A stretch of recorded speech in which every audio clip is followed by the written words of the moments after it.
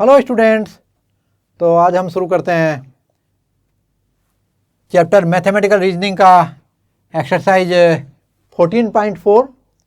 But before starting the exercise we will discuss some concepts which are useful for exercise, and these are implication or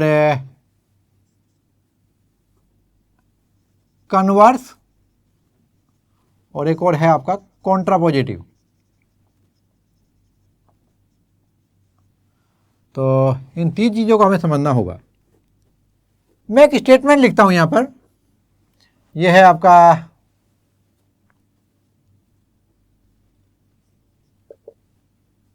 if a number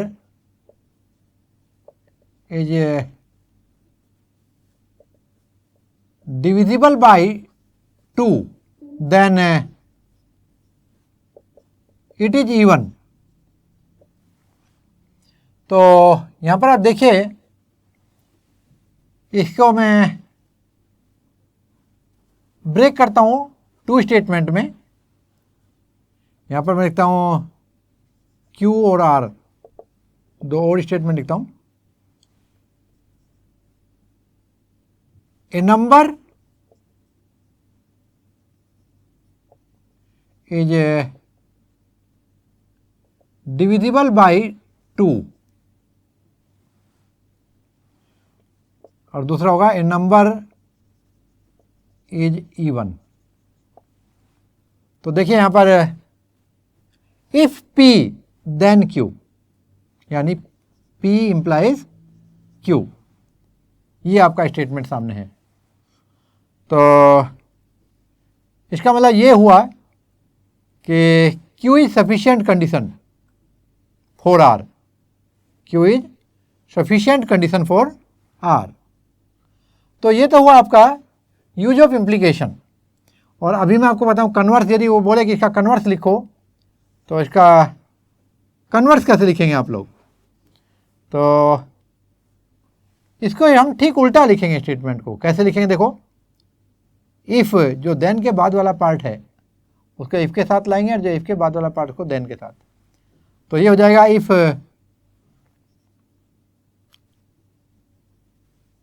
A number is even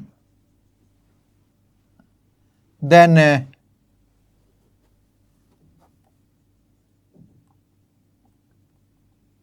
it is divisible by 2। और ये क्या हुआ आपका? ये हुआ converse.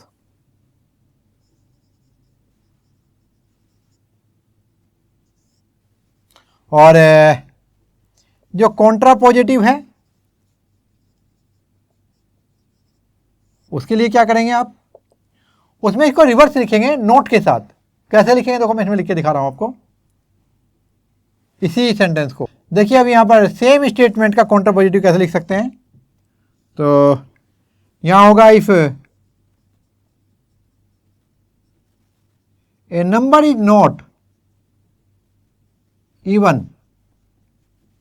Then it is not divisible by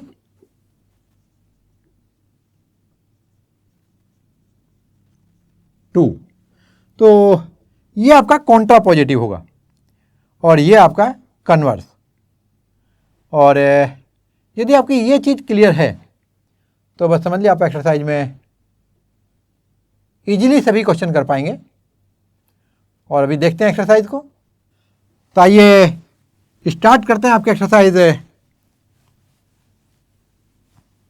14.4।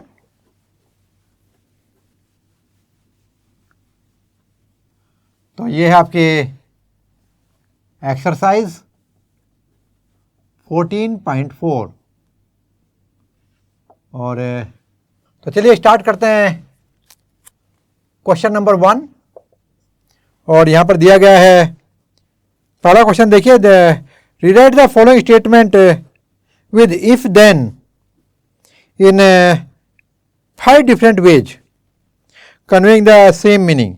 तो आपको statement दिया है, उसको 5 डिफरेंट वे में हम लिखेंगे ये क्वेश्चन नंबर 1 है। थोड़ा मैं इधर से लिखना शुरू करता हूँ। तो जो गिवन स्टेटमेंट है ये, if a natural number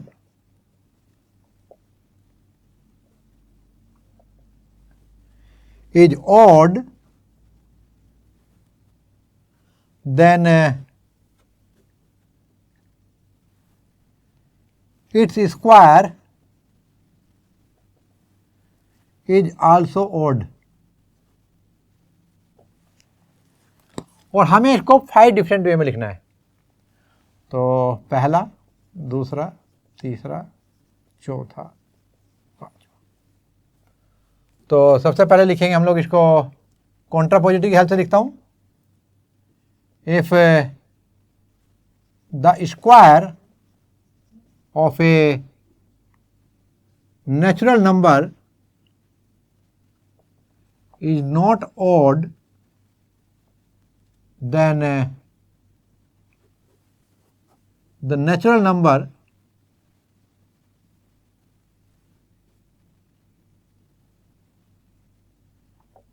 is not odd। और सेकंड देखेंगे इसमें, for the square of a natural number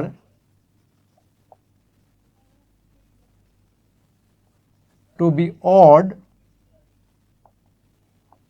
it is sufficient that the number is odd। यहाँ नंबर का मतलब मेरा नेचुरल नंबर से है। और हम लिख सकते हैं next, a natural number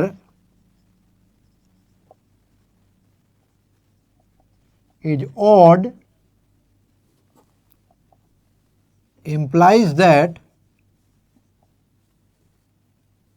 the square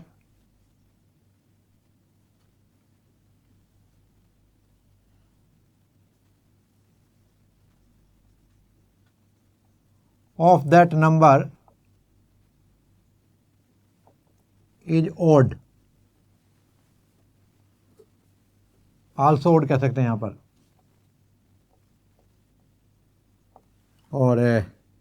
और भी लिख सकते हो आप इसको। यहाँ लिख सकते हैं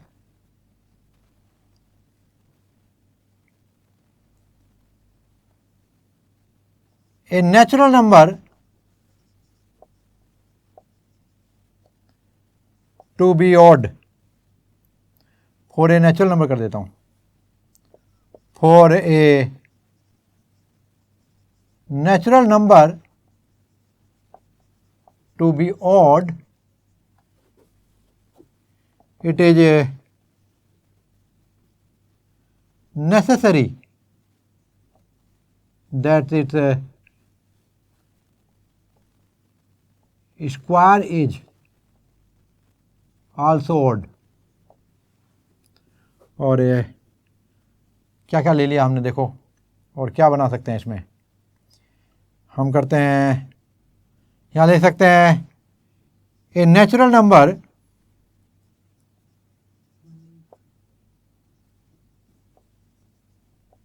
is odd only if its square is also odd। तो ये आपके 5 केसेस हैं। देखिए हमने 5 डिफरेंट वे में लिखा है। ये पहला स्टेटमेंट है, उन्होंने दिया था इफ एंड देन के साथ में, और हमने उसको बचा करके इसको बार बार लिखने की कोशिश की है। अभी सेकंड क्वेश्चन में right the contrapositive and converse of the following statement. तो पहले का देखते हैं यहाँ पर, कॉन्ट्रापोजिटिव एंड कन्वर्स। तो if x is a prime number,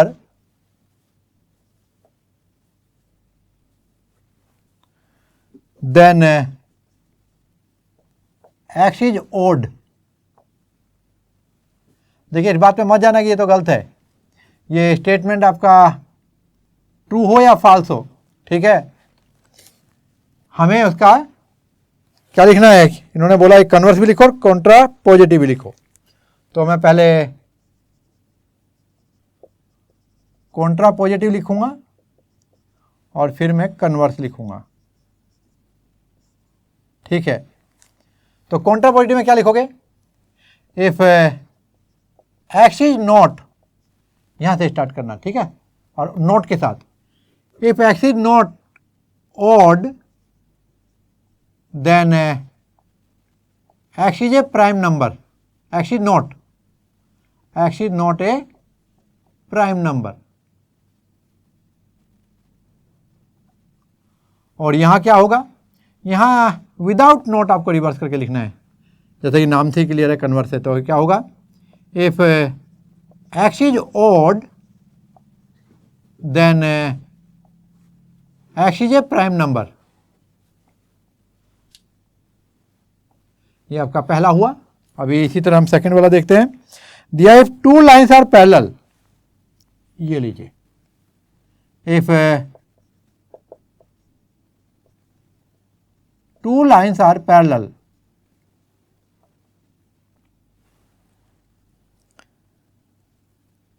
then they do not intersect in the same plane, then they do not intersect in the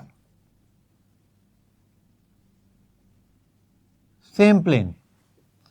तो Contra positive क्या लिखेंगे, if two lines do not intersect in the same plane then they are parallel।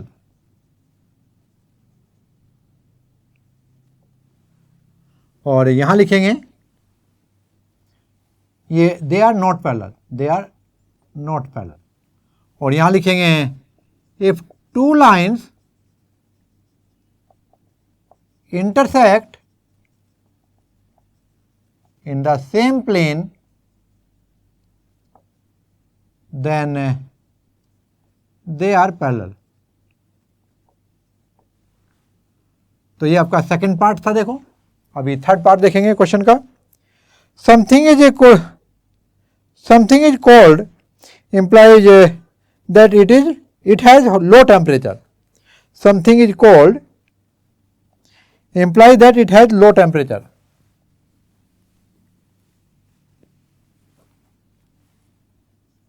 ये third वाला है।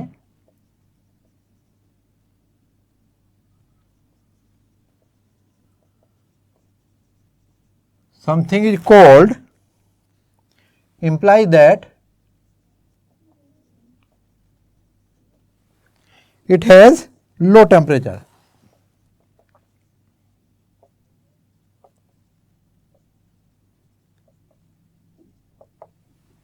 चलिए Contra positive converse देखते हैं। पहले मैं कन्वर्स लिखता हूं। If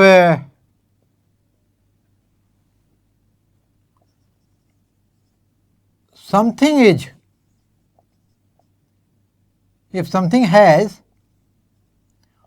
low temperature then it is cold। और यहां पर आप देखेंगे कॉन्ट्रा पॉजिटिव वाला केस, तो उसमें सिर्फ नोट लगाएंगे। तो ये होगा if the temperature of something is not low then it is not cold। तो ये था आपका थर्ड पार्ट। तो चलिए अभी देखते हैं इसका फोर्थ पार्ट। और यहां पर दिया है आपका, तो यहां था इसका कन्वर्स, और ये आपका फोर्थ पार्ट। देखिए इसमें क्या पूछा है। यहां पर ये you cannot comprehend geometry if you do not know how to reason deductivity. You cannot comprehend geometry if you do not know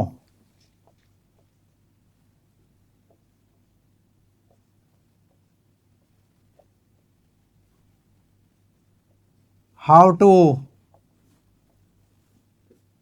reason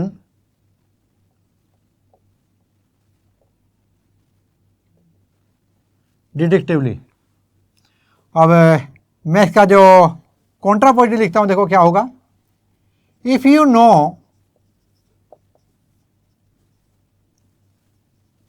how to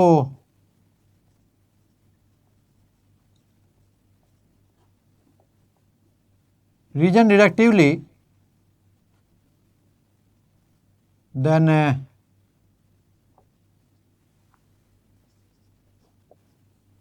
you can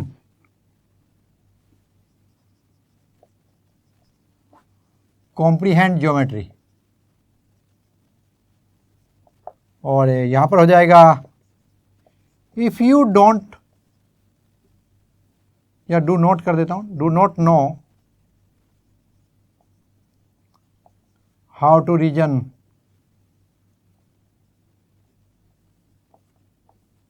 deductively,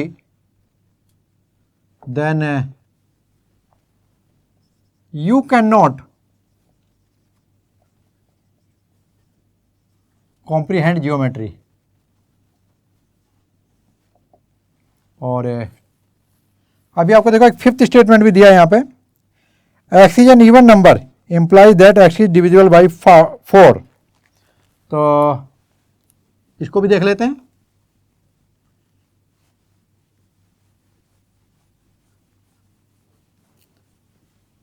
यह है स्टेटमेंट, कुछ इस तरह से दे रखा है. x is an even number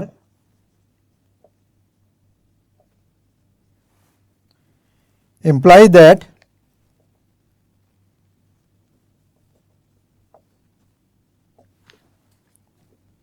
x is divisible by 4.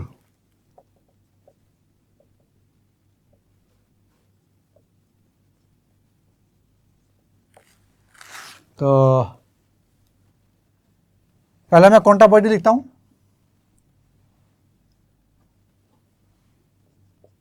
If x is not divisible by 4, then x is not an even number. आपकी समझ में आ रहा होगा. पहले वाला स्टेटमेंट बाद में लिखना, बाद वाला स्टेटमेंट पहले लिखना, नोट के साथ लिखना है, और ये डायरेक्ट लिखना है दोनों को कन्वर्ट करके. तो ये क्या होगा, if x is divisible by 4, then x is an even number. तो स्टूडेंट ये था आपका fourth part, fifth part of question number 2. अभी क्वेश्चन नंबर 3 देखते हैं. यहाँ इंस्ट्रक्शन दिया, write each of the following statement in the form if then.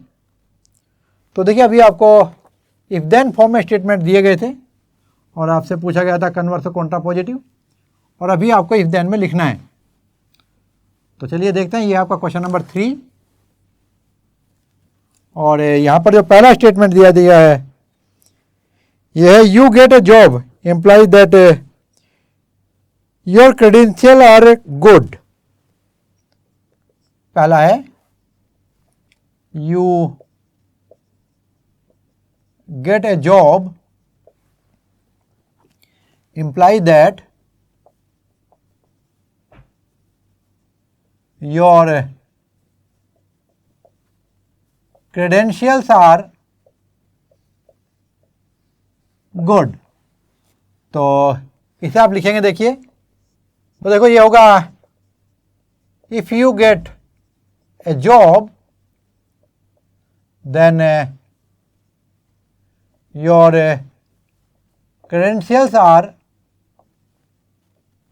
good.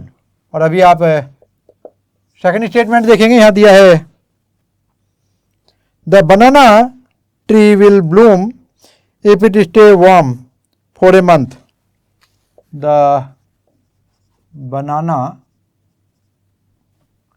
Tree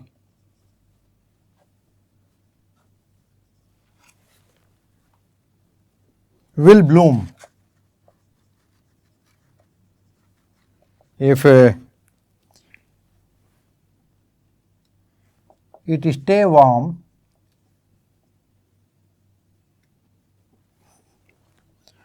for a month.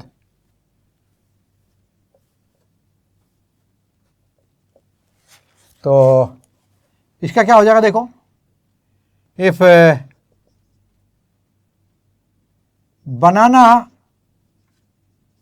tree stay warm for a month, then it will bloom. और अभी आप third देखिएगा, यहां दिया गया है a quadrilateral is a parallelogram if its diagonal bisect each other. A quadrilateral is a parallelogram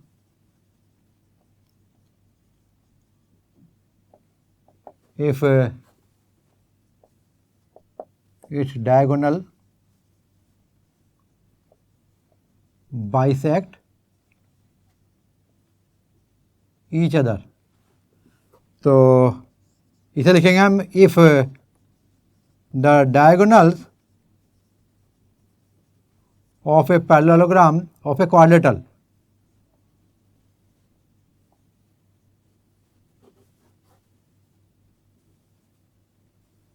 bisect each other, then it is a parallelogram.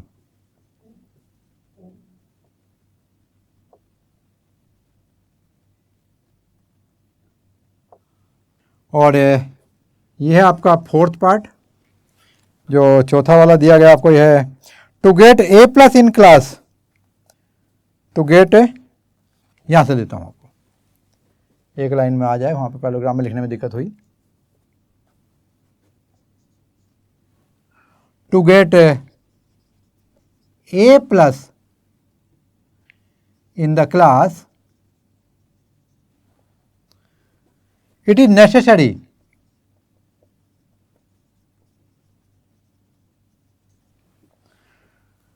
that you do all the exercises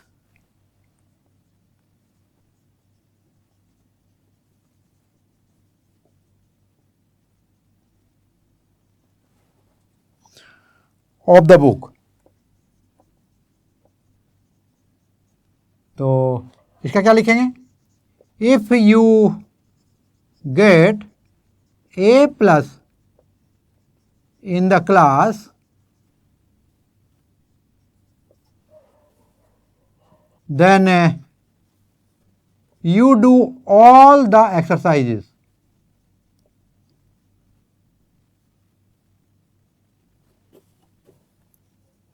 of the book.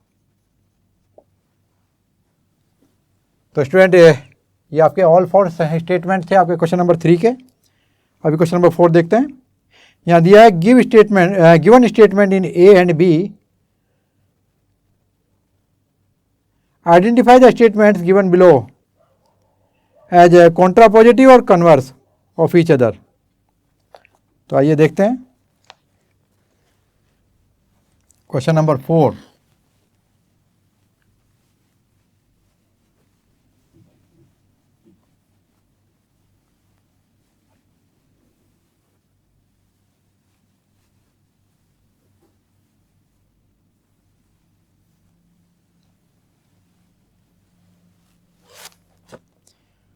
और यहाँ पर दिया गया है पहला statement, देखिए if you live in Delhi,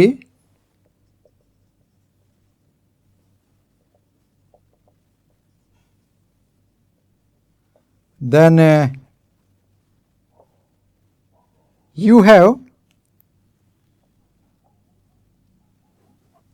winter clothes.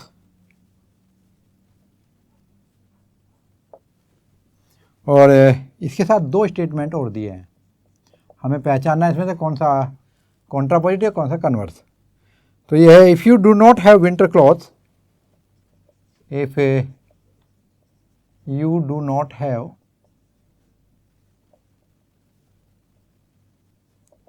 winter cloth, then you do not live in Delhi.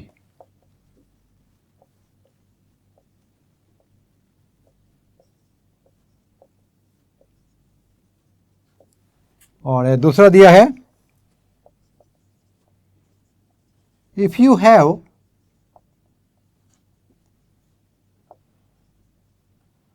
winter cloth, then you live in Delhi. तो देखिए यहाँ पे ध्यान से देखिए, इसी के स्टेटमेंट को यदि हम इधर वाला उधर उधर वाला इधर लेके चलते हैं, इफ देन को चेंज करते हैं तो ये आपका कन्वर्स हो जाएगा। तो ऐसा कहाँ हो रहा है, ऐसा देखो सेकंड में हो रहा है, तो ये तो आपका कन्वर्स है, और यहाँ पर देखो नोट के साथ में है, तो ये आपका कॉन्ट्रापोजिटिव। और नेक्स्ट में देखिएगा यहाँ दिया है if a quadrilateral is a parallelogram, if a quadrilateral is a parallelogram, then its diagonal bisect each other, then diagonals bisect each other. तो यहाँ भी आपको दो और स्टेटमेंट दिए हैं, यह है if the diagonal of A quadrilateral do not bisect each other, if the diagonals of A quadrilateral do not bisect each other, then